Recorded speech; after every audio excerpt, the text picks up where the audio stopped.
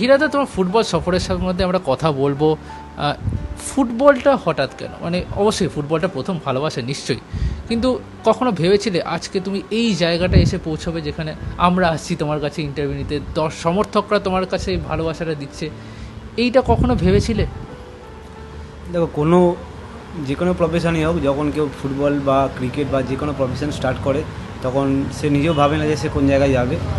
আর তার উপরে এটাই নিজের ওপর বিশ্বাস থাকে যে আমাকে কিছু করতে হবে। যদি তার মধ্যে এই জিনিসটা থাকে যে আমাকে কিছু করতে হবে, আজকে আমি যে জায়গায় আছি আজকে আমাকে উপর লেভেলে উঠতে হবে, তো তার টার্গেট আর তার ফোকাস যদি ঠিক থাকে অবভিয়াসলি সে ওই জায়গায় রিচ করতে পারবে। আর আমার মধ্যে সেটাও ছিল। ছোটোবেলায় ফুটবল একটা ফ্রেন্ডের মাধ্যমে শুরু করেছিলাম। মাঠে বল পড়তো, বল কুড়িয়ে আনা, বড়দের খেলা দেখা, সেখান থেকে ফুটবলে ভর্তি হওয়া। আমার কোচ অরূপ ভট্টাচার্য, দুষ্টুদা, উনি হয়তো আজকে আমাকে তুলে না নিয়ে গেলে আজকে আমি যেটুকু আমাকে লোক চিনেছে হীরামণ্ডল সেটুকু চিনতো না। আজকে হয়তো আমি আমার ফ্রেন্ড, আমার কিছু বন্ধুবান্ধব যারা আছে, হয়তো তারা পড়াশোনাতে অনেক ভালো ছিল আমাদের ব্যাচে, বাট তারা সেই জায়গায় কিছু করতে পারেনি। কেউ প্রাইভেট কোম্পানি জব করছে, কেউ রাজমিস্ত্রির কাজ করছে, হয়তো আমাকেও সেই জিনিসটাই করতে হতো।